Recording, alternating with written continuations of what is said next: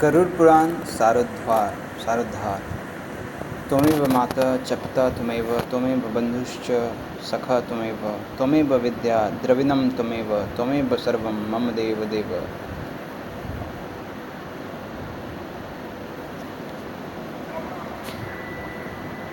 नम्र निवेदन। जहाँ जीवन है वहाँ मृत्यु भी निश्चित है। जातस्य हि ध्रुवो मृत्यु ध्रुवम जन्म मृतश्च च। जो प्राणी जन्म ग्रहण करता है उसे समय आने पर मरना भी पड़ता है, और जो मरता है उसे जन्म लेना पड़ता है। पुनर्जन्म का यह सिद्धांत सनातन धर्म की अपनी विशेषता है। जीवन की परिसमाप्ति मृत्यु से होती है। इस ध्रुव सत्य को सभी ने स्वीकार किया है और यह प्रत्यक्ष भी दिखाई पड़ता है। इसलिए काल मृत्यु से आक्रांत मनुष्य की रक्षा करने में औषध, तपश्चर्या, दान और माता पिता एवं बंधु बांधव आदि कोई भी समर्थ नहीं है। नौषधम न तपो दानम न माता न च बांधवः शक्नुवन्ति परित्रातुं नरम कालेन पीड़ितम।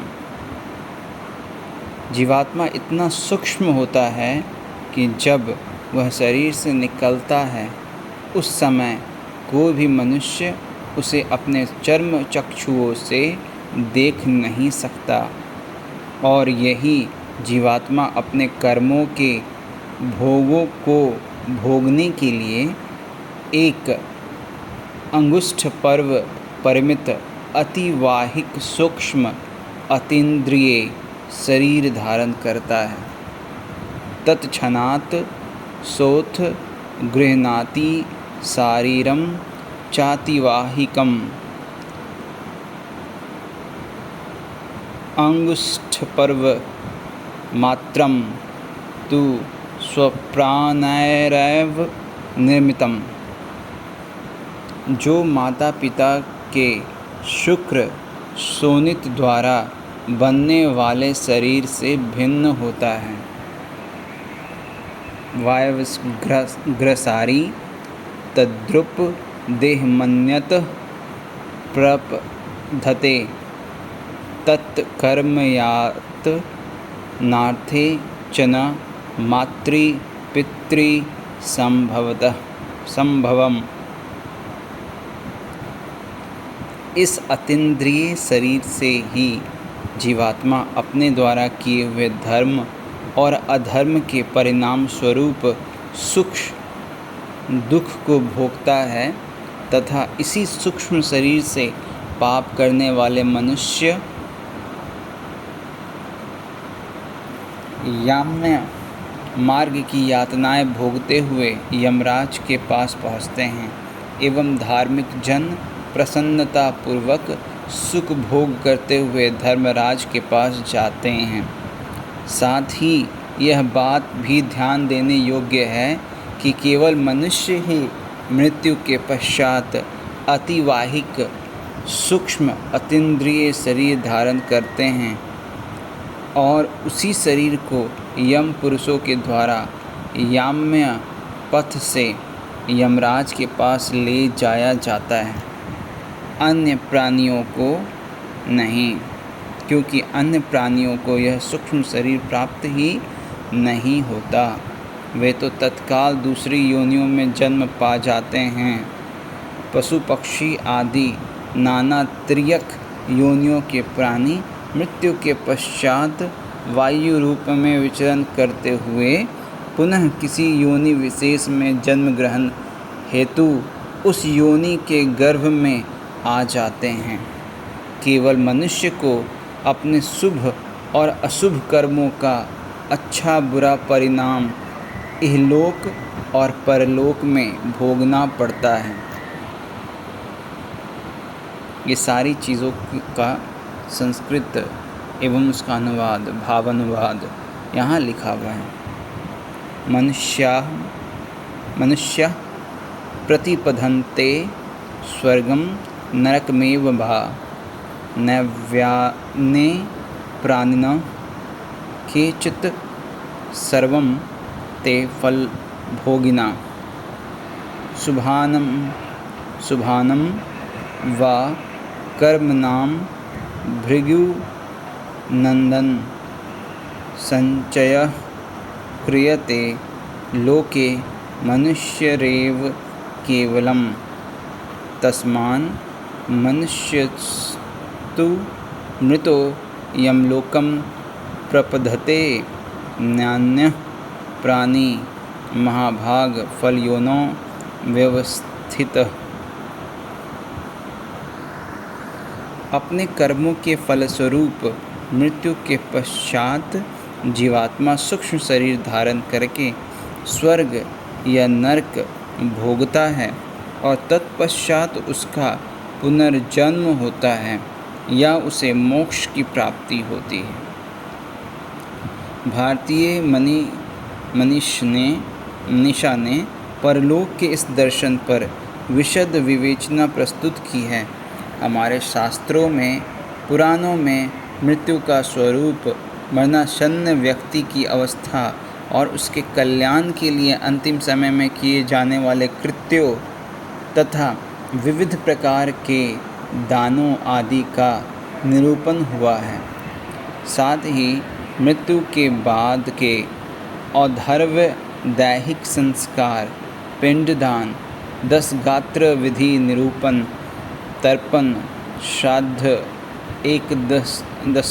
एकादशाह सपिंडीकरण अशौचादि निर्णय कर्म विपाक पापों के प्रायश्चित का विधान आदि वर्णित है। इनमें नरकों यम मार्गों तथा यम मार्ग में पड़ने वाली वैतरणी नदी यमसभा और चित्रगुप्त आदि के भवनों के स्वरूपों का भी परिचय दिया गया है। इस प्रकार स्वर्ग वैकुंठादि लोकों के वर्णन के साथ ही पुरुषार्थ चतुष्टय धर्म अर्थ काम और मोक्ष को प्राप्त करने के लिए के विविध साधनों का निरूपण हुआ है और जन्म मरण के बंधन से मुक्त होने के लिए आत्मज्ञान का प्रतिपादन भी प्राप्त है। इन संपूर्ण विषयों का एक सुंदर शास्त्रोक्त संकलन प्रस्तुत ग्रंथ गरुड़ पुराण सारोद्धार प्रेतकल्प में उपलब्ध है। यह 16 अध्यायों में सुगुम्फित है। प्रायः श्राद्ध और पितृ कार्यों तथा अशौचावस्था में परंपरा से इसी को सुनाया जाता है और सामान्य लोग प्रायः इसे ही गरुड़ पुराण के रूप में जानते हैं, परंतु वास्तव में यह ग्रंथ मूल गरुड़ पुराण से भिन्न है। प्राचीन काल में राजस्थान के विद्वान पंडित नौनिधि शर्मा जी के द्वारा किया गया यह एक महत्वपूर्ण संकलन है। इसमें श्री मदादि शंकराचार्य के विवेक चूड़ामणि भगवत गीता नीति शतक वैराग्य शतक एवं अन्य पुराणों के साथ गरुड़ पुराण के श्लोकों का भी संग्रह है।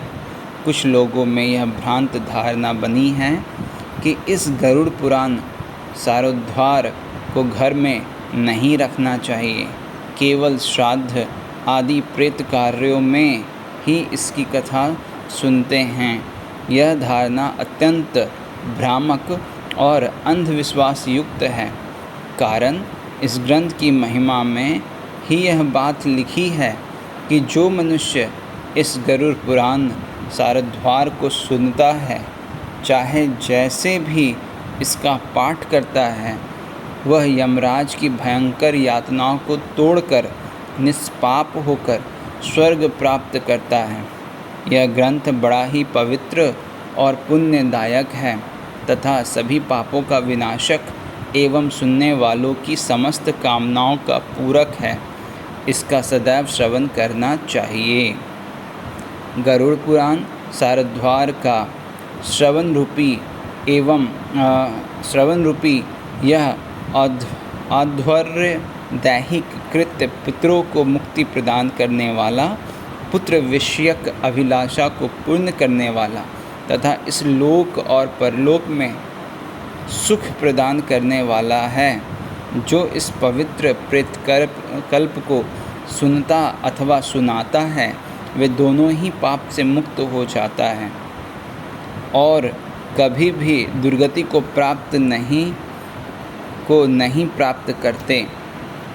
इसलिए समस्त दुखों को विनाश करने वाले तथा धर्म, अर्थ, काम और मोक्ष इन चतुर्विध पुरुषार्थ को प्राप्त कराने वाले इस गरुड़ पुराण प्रेतकल्प को विशेष प्रयत्न करके अवश्य ही सुनना चाहिए। वास्तव में गरुड़ पुराण सारद्वार की समस्त कथाओं और उपदेशों का सार यह है कि हमें आसक्ति का त्याग कर वैराग्य की ओर प्रवृत्त होना चाहिए तथा सांसारिक बंधनों से मुक्त होने के लिए एकमात्र परमात्मा की शरण में जाना चाहिए।